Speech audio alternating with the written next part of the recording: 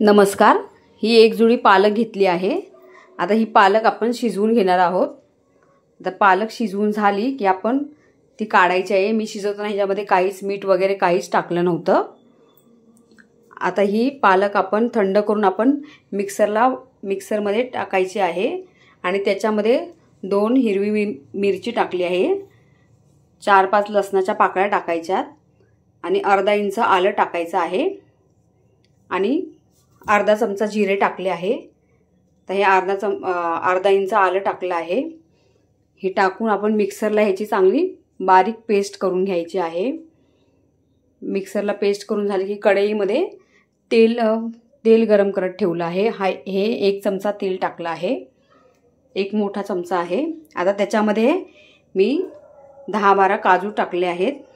असे काजू मधून काप करून घ्यायचे आहेत आणि काजू थोडेसे आपण गोल्डन फ्राय करून घेणार आहोत। तर गोल्डन फ्राय करून झाले की काढून घ्यायचे आणि त्याच तेलामध्ये आपण ही पालकची प्युरी करून केलेली ती टाकून घ्यायची आहे। चांगलं ह्याला तेल सुटूपर्यंत परतायचं आहे। हे बघा, तर चांगलं ह्याच्यामध्ये मी मिक्सरच्या भांड्यामध्ये पाणी टाकून ते पाणी टाकलं आहे ह्याच्यामध्ये, कारण वाया नको जायला। आता ह्याच्यावरती मस्त झाकण देऊन आपण ह्याला 5 मिनिटं पूर्ण वरती तेल सुटूपर्यंत ह्याला आपण शिजवून घेणार आहोत, म्हणजे चांगलं पालकचा कच्चा पण निघून जाईल। आणि ह्याच्यामध्ये किचन किंग मसाला टाकला आहे 1 चमचा।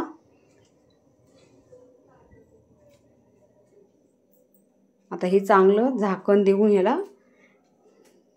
मंद गॅसवरती आपण ह्याला शिजवून घ्यायचं आहे 5 मिनिटं। हे बघा, हे एकदम आटल्यावरती असं दिसतं आणि आटलं की मग त्याच्यामध्ये आपण हा भात आहे सफेद भात करून घेतलेला आहे, हा ह्याच्यामध्ये टाकून घ्यायचा। म्हणजे हे पालक राईस बनवलं आहे। एवढं सुंदर लागतं खाण्याला। म्हणजे आपल्याला डाळ भाजी याचा कंटाळा काही आला असेल तर हे स्पिनिच राईस आपण करून खाऊ शकतो।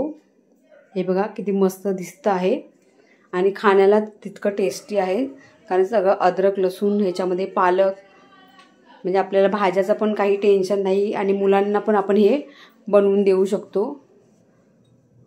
आणि ह्याच्यामध्ये पालक कोणत्या स्वरूपात घातला हे मुलांना कळणार पण नाही। हे बघा किती सुंदर दिसतं आहे आणि खाण्याला तितकंच टेस्टी। जर तुम्हाला माझ्या रेसिपी आवडत असेल तर प्लीज माझ्या चॅनलला सबस्क्राईब करा, लाईक करा आणि शेअर करा। धन्यवाद।